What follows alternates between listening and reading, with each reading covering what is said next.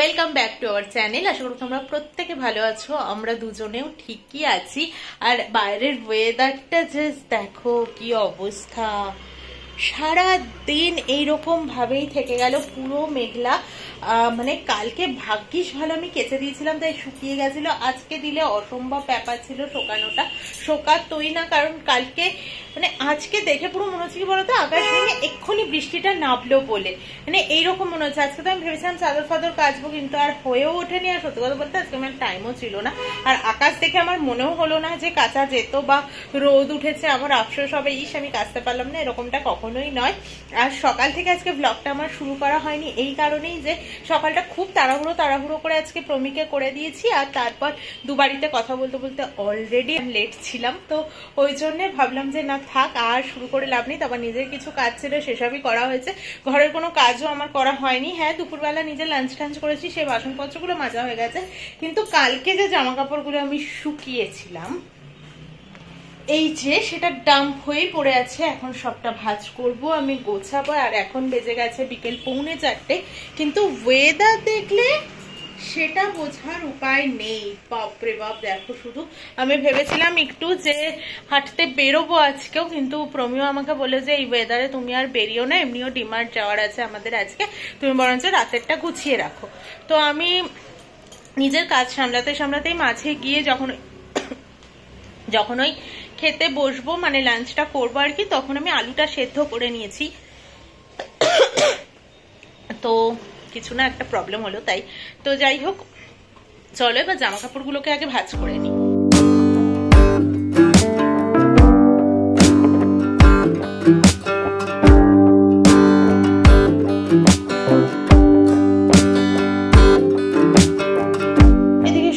কাজ কমপ্লিট হয়ে গেছে। আর এখানে যখন আমি রান্নাঘরে এসেছিলাম তখন সব ধোয়া ফোয়া তো কমপ্লিট হয়ে গেছে। আর এটার মধ্যে রয়েছে আলু সেদ্ধ, রাত্রে হবে আলুর পরোটা, তাই জন্যে। আর মাঝে আমি এসেছিলাম, ওই যে বললাম না ডিমার্ট যাব, তো তখন চেক করেছি আমি যেখানটায় সব গ্রসারি গুছিয়ে রাখি আর কি, আমার একটা বড় কৌটো আছে সেটার মধ্যে। তো ওইটা যখন বার করেছিলাম আজকে দুপুরবেলা দেখার জন্য যে কি আছে কি নেই, মানে আমি কিছুটা রাখি এই বক্সটার ভেতরে, একটা বড় হাঁড়ি আছে, ওই হাঁড়িটার মধ্যে এবার রিফাইন তেল 2 প্যাকেট ছিল, তো ওটার মধ্যে হাত তো চেপে চেপে কোনো জিনিস ঢোকাতে পারবো না, তাই জন্য আমি এক্সট্রা জিনিসগুলো আবার আলাদা একটা বড় কৌটো আছে আমার, তো ওটায় রাখি। ওটা না কি হয়েছে বলতো, আগে আটা রাখতাম, ওটা না পড়ে গিয়ে মানে এই যে এটার স্ল্যাবটা রয়েছে, স্ল্যাবটা থেকে নিচে পড়ে গেছিল হাত লেগে, তো তখন একটু ফেটে যেত, আটা ভর্তি ছিল, একটু ফেটে গেছিল, একটু না বেশ অনেকটা ড্যামেজ হয়েছে। তো আমার গায়ে লাগছে একটু যে কৌটোটা ফেলে দেবো, তাই জন্য এরকম ধরনের প্যাকেটগুলো রেখে দিতে তো আর প্রবলেম হয় না, তাই জন্য আটার কৌটো আমি চেঞ্জ করে নিয়েছি। কিন্তু আমি এইবার এইরকম যে গ্রসারিগুলো থাকে এক্সট্রা, সেগুলো ওখানে ঢুকিয়ে রাখি। যেরকম আমার নুনটা শেষ হয়ে গেছে, রিফিল করতে হবে, তাই নুনটাকে নামালাম। সর্ষে শেষ হয়ে গেছে, সর্ষেটাকে নামালাম। আর দেখলাম বিশেষ কিছু মশলাপাতি আনতে হবে না, পোস্তটা ঘরে একদমই নেই, সেটা আনতে হবে দেখছিলাম। তো এইসব দেখতে দেখতে মোটামুটি যা যা আমার রিফিল করতে হবে সেই প্যাকেটগুলোও আমি নামিয়ে নিয়েছি। এখানে মৌরি শেষ হয়ে গেছে, তারপর 4 মগজ ছিল না ঘরে, এই যে 2 প্যাকেট কালকে কিনে এনেছিলাম সেটা। আর এখন একটু করব হচ্ছে গরম মশলা গুঁড়ো করে রাখবো, তার জন্য দেখো এলাচ, দারচিনি, লবঙ্গ সবটার প্যাকেটই আমি নিয়ে নিয়েছি। আর একটু গোলমরিচ গুঁড়ো করে নেব। কালকে না গোলমরিচটার অভাব বোধ করেছি ভীষণ ভাবে এগরোলে। আমার কাছে পাউডার আমি ইউজ করি না, আমি এরকম গুঁড়োই করে নিই নিজে ঘরে, তো গুঁড়োটা করা হয়নি, তাই জন্য মিস করে গেছে আজকে, তাই জন্য গুঁড়োটা করে নিচ্ছি। তো চলে মোটামুটি এই কাজগুলো একটু সামলে নিই।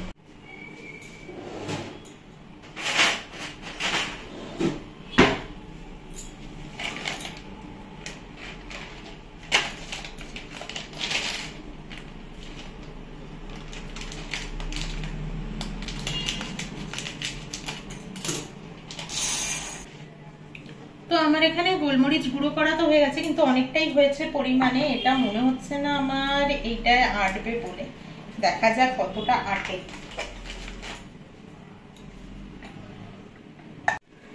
পুরোটা ভরে নিয়েছি, একটুও নিচটায় পড়েনি আমার। দেখো একটু একটু তো ধুলো ধুলো এই জায়গাটা হবেই এখন, তো পরে তো মুছে নিতেই হবে, সেটা কোনো কথা নয়। আর আমি বলছিলাম এই কৌটোটাই হয়তো ভরবে না, এই কৌটো দেখো এইটুকু অব্দি ভরেছে, তোমরা তো দেখতে পাবে কিনা জানি না, কারণ কৌটোটা অলরেডি একটু ঘেটে ঘেটে, পুরো সাদা নয় আর কি। তো এইটুকু ভরেছে মোটে, পুরোটাও ভরলো না।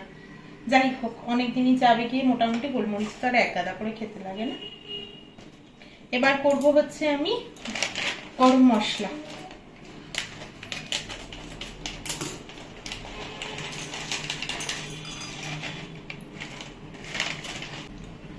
আমার গরম মশলা গুঁড়োটাও করা হয়ে গেছে এই যে। আর আমার ঢাকনাটাকে তোমরা খেয়াল করেছো যে কোনাটা ভেঙে গেছে? এই মিক্সিটা না আমি জানি না ঠিক কেন, কিন্তু মানে এই কৌটোটাই তো বেশি ইউজ হয়। বলবো না যে একেবারেই ইউজ হয়নি, তা বলবো না, প্রায় 2.5 বছর ধরে ইউজ হচ্ছে, কন্টিনিউ আমার সাথে ছিল আর কি, আছেও। কিন্তু এই কৌটোটাই বেশি ইউজ হওয়াতে আমার ব্লেডটা প্রথমত ভেঙে গেছিল একবার। খুব যে একটা ভালো পড়েছে মিক্সিটা এমন নয়, যদিও আমার কেনা মিক্সি নয়, এটা পাপা পাঠিয়েছিল কলকাতা থেকে। তো পাপারও গিফট পাওয়াই মিক্সি ছিল সম্ভবত, আমি ঠিক বলতে পারবো না, এটা মনে হচ্ছে পাপার গিফট পাওয়া মিক্সি ছিল। তো সেটাই পাপা পাঠিয়ে দিয়েছিল, তাই তখন আমরা আর কিনিনি। কারণ দেখো তখন গোটা জিনিসগুলোই আমাদের কিনতে হচ্ছিল, তাই মনে হয়েছিল না বাবা যেটা আছে আপাতত সেটা দিয়েই চালানো যাক।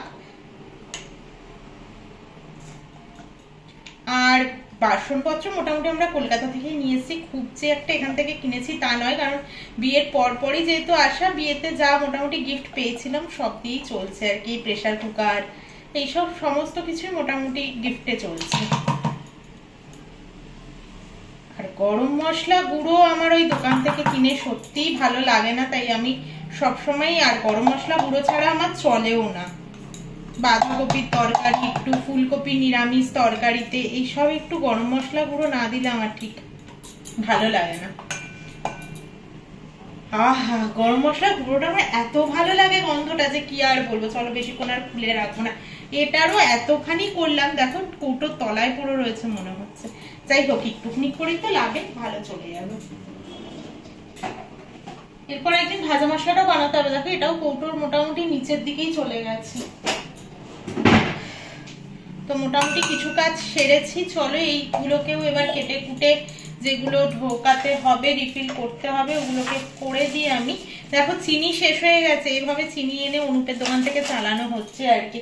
কালকেই ওই জন্য ডিমার্টটাকে আমি যেতে বলেছিলাম, ও তো গেল না কালকে। স্বাভাবিকভাবেই যেদিন যেদিন ইচ্ছে করে না আর বলে যে আজকাল ইচ্ছে করছে না, একদমই কি চলবে না না, সেই রকম কিছু হয় না, চলে ঠিকই যায়। আর চিনিটা লাগে ওর জন্যই, কারণ ও চাটা খায়, আর ও চাতে যেহেতু রচা খায় একটু চিনি দিয়েই খায় আর কি। যদিও সেটা উচিত নয়, চিনি খুবই খারাপ, খায় এখন।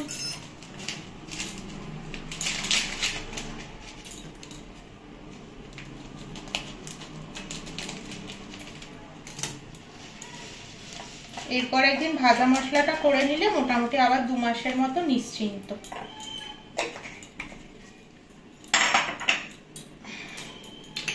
নুনও শেষ হয়ে গেছে। একবার এই জায়গাটাকে করে নিলে কি হবে, এবার আমি পরিষ্কার করে ফেলতে পারবো।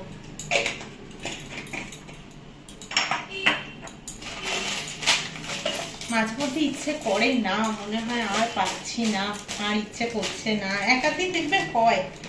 তারপরেও জানি আমাকেই করতে হবে, তাই শুয়ে বসে থেকেও লাভ নেই। নাহলে মনে হচ্ছিল একটু যে একটু শুয়ে নি তারপরে করবো, কিন্তু আমি জানি একটুখানি শুতে গেলেই আমি আবার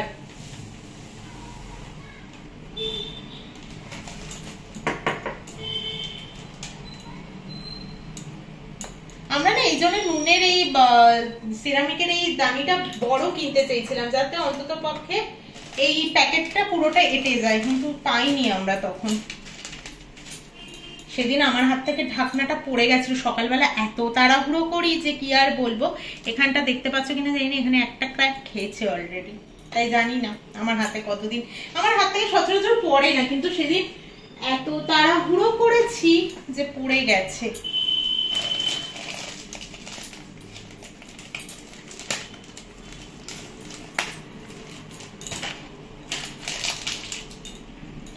আর তেমন কোনো কাজ নেই, এবার শুধু সর্ষেটা ভরবো। আর চিনিটা ঢালিনি কেন বলতো, এই চিনিটা আগে ইউজ করব, যেহেতু চিনির বড় কৌটোটা একেবারেই খালি হয়ে গেছে, তাই জন্য চিনিটাকে আর ঢালিনি। বড় কৌটোটা যখন একেবারে চিনি এনে নিয়ে ঢালবো, মানে 1 কেজি প্যাকেটে এনে যখন ঢালবো কৌটোতে, তখন একেবারে ভেবেছি যে এটাকেও তার উপরে দিয়ে দেবো, মানে এটাকে তলায় দেওয়া যাবে না। এই সর্ষের কৌটা একেবারেই ফাঁকা।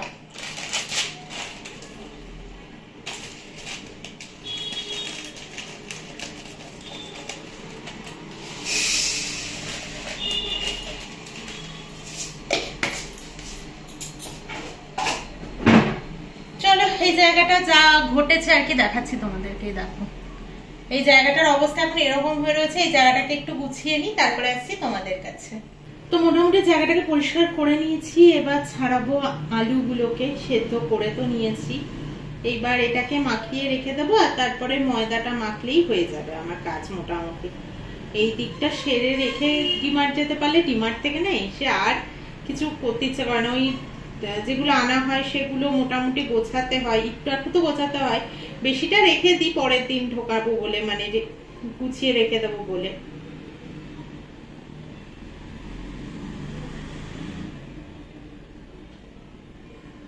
আলুটাকে মোটামুটি আমি ম্যাশ করে নিয়েছি, আর যতটা চপ করা যায় ধনেপাতা ততটাই চপ করেছি, আর দিচ্ছি পরিমাণ মতো বিট নুন, দেব লঙ্কার গুঁড়ো, তোমরা চাইলে কাঁচা লঙ্কাও চপ করে দিতে পারো, তারপর দেবো আমি একটু ধনে গুঁড়ো, তারপরে দেব একটু জিরে গুঁড়ো,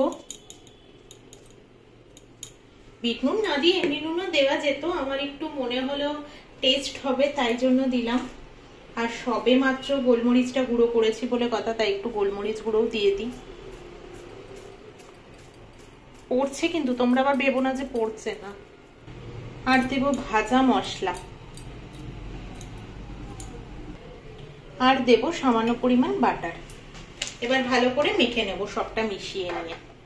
আমি আলুর পুরটাকে মেখে চুকে রেখে দিচ্ছি এখন, আর আমার মনে হচ্ছে একটু সামান্য নুন লাগবে বলে তো আমি দিয়ে নেবো আর একটু, আর এবার আগে ময়দাটা মেখে নেব। আলুটা তো মাখা হয়ে গেছিল আগেই দেখেছি, আর এখানে ময়দাটাও আমি মেখে নিয়েছি, জোয়ান দিয়েছি, তেল দিয়েছি আর হালকা নুন দিয়েছি একটুখানি, তো এই দিয়ে ময়দাটাকেও মাখিয়ে রেখেছি। চলো দুটোকে ঢাকা চাপা দিয়ে এবার ঘরে যাই। পিপিপ কি ছিল, এই আমি পুরগুলোকে ভরছি, একটা ভরে নিয়েছি অলরেডি। ও মাই গড, কি জানো এখন বেরিয়েছে, ওয়াও, লাইকে কি জানো কি একটা, so elegant, so beautiful, looking like আ ওয়াও। হ্যাঁ বাপ রে বাপ কি ফেমাস হয়েছে। ওটা একটা ছেলে বললে কিন্তু ফেমাস হতো না, এটাই তফাৎ আজকালকার সমাজের। বাবা